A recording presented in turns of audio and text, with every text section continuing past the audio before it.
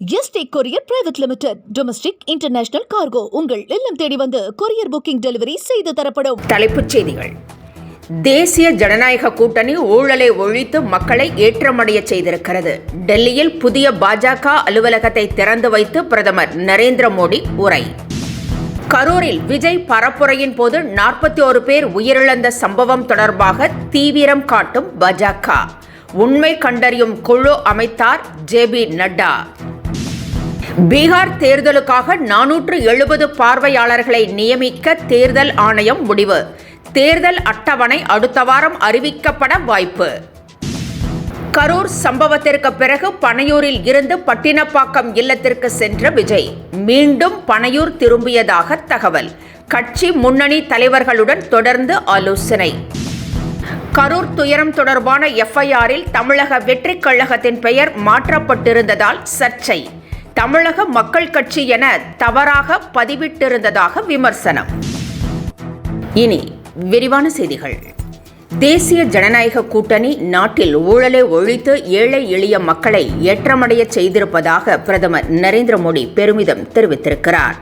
டெல்லியில் புதிதாக அமைக்கப்பட்டுள்ள பாஜக அலுவலகத்தை திறந்து வைத்து பிரதமர் உரையாற்றினார். தேசிய ஜனநாயக கூட்டணி ஆட்சியில் மேற்கொள்ளப்பட்ட சீர்திருத்த நடவடிக்கைகள் குறித்து அவர் கட்சியினருக்கு எடுத்துரைத்தார். நாட்டை முன்னேற்றமடைய செய்வதிலும் ஏழை மக்களை மேன்மை அடைய செய்வதிலும் அரசு கவனம் செலுத்தி வருவதாக கூறினார். இந்நிகழ்ச்சியில் பாஜக முன்னணி தலைவர்கள் கலந்து கொண்டனர். பீகார் சட்டமன்ற தேர்தலுக்கு 470 பார்வையாளர்களை நியமிக்க தேர்தல் ஆணையம் முடிவு செய்திருப்பதாக தெரிகிறது. இந்த ஆண்டு இறுதியில் பீகார் தேர்தல் நடைபெறவுள்ளது. இதற்கான அறிவிக்கை அடுத்த வாரம் வெளியாகும் என்று எதிர்பார்க்கப்படுகிறது. இதனிடையே தேர்தலுக்காக 470 பார்வையாளர்களை நியமிக்க தேர்தல் ஆணையம் முடிவு செய்துள்ளது. பீகார் தேர்தலுடன் நாட்டில் காலியாக உள்ள 7 சட்டமன்ற தொகுதிகளுக்கும் தேர்தல் நடைபெறுவது குறிப்பிடத்தக்கது.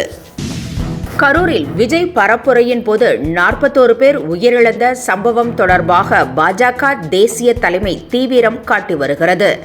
சம்பவம் நடைபெற்றதும் இரங்கல் தெரிவித்த பிரதமர் நரேந்திர மோடி நிவாரணத் தொகைகளையும் அறிவித்திருந்தார்.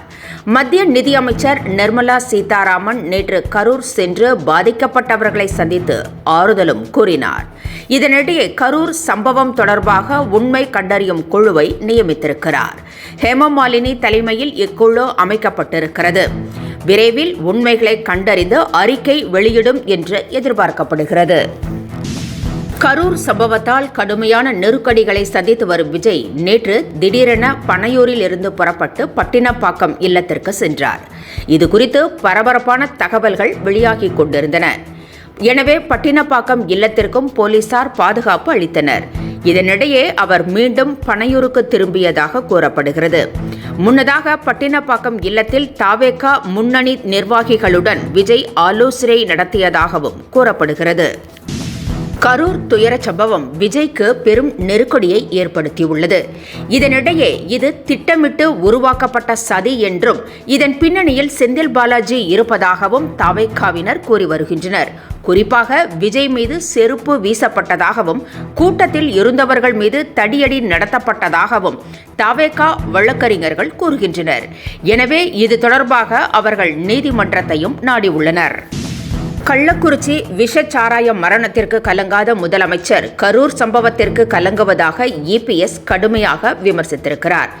இனியாவது அலட்சிய போக்கை கைவிட வேண்டும் என்றும் போட்டோஷூட் நடத்தி மக்களை ஏமாற்ற வேண்டாம் என்றும் இபிஎஸ் விமர்சித்திருக்கிறார்.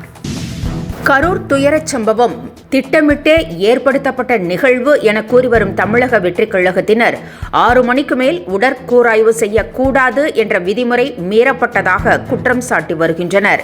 இந்த குற்றச்சாட்டு மிகப்பெரிய அளவில் பேசப்படுகிறது.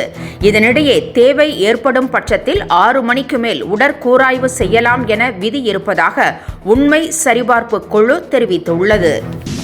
தமிழக வெற்றிக் கழக மாவட்ட செயலாளர் மதியழகன் கைது குறித்து சர்ச்சைக்குரிய பதிவை வெளியிட்டிருந்த ஆதவ் அர்ஜுனா அதை நீக்கியிருக்கிறார். ஆளும் வர்க்கத்தின் அடிவருடிகளாக போலீசார் மாறியுள்ளதாகவும் இதை சரி செய்ய இளைஞர்களின் புரட்சிதான் ஒரே வழி என்றும் ஆதவ் குறிப்பிட்டிருந்தார். நேபாளத்தில் நடைபெற்றது போல போராட்டம் இங்கும் நடைபெறும் என்றும் அவர் தெரிவித்திருந்தார். போரை முடிவுக்கு கொண்டுவர இஸ்ரேல் ஒப்புக்கொண்டிருப்பதாக தகவல் வெளியாகியுள்ளது. பாலஸ்தீன மக்களுக்கு எதிராக தாக்குதலை நடத்தி வரும் இஸ்ரேல் நாளுக்கு நாள் தனது தாக்குதலை தீவிரப்படுத்தியுள்ளது. இதனால் பலர் கொத்து கொத்தாக மடிந்து வருகின்றனர். இதனிடையே இஸ்ரேல் ஹமாஸ் இடையே நடைபெற்று வரும் போரை முடிவுக்கு கொண்டுவர இஸ்ரேல் பிரதமர் ஒப்புக்கொண்டிருப்பதாக தெரிகிறது. அமெரிக்க அதிபர் டிரம்பை வெள்ளை மாளிகையில் சந்தித்த பிறகு இந்த முடிவை அவர் அறிவித்ததாகவும் தகவல் வெளியாகியுள்ளது. இத்துடன் செய்திகள் நிறைவடைந்தன. மீண்டும் பிற்பகல் 1 மணிக்கு சந்திக்கலாம். வணக்கம். என்றும் உங்களுடன் மை இந்தியா. முக்கிய செய்திகளை உடனுக்குடன் தெரிந்து கொள்ள சப்ஸ்கிரைப் பண்ணுங்க, பெல் பட்டனை பிரஸ் பண்ணுங்க. என்றும் உங்களுடன் my India. Yesterday courier private limited. Domestic international cargo உங்கள் இல்லம் தேடி வந்து கொரியர் புக்கிங் டெலிவரி செய்து தரப்படும்.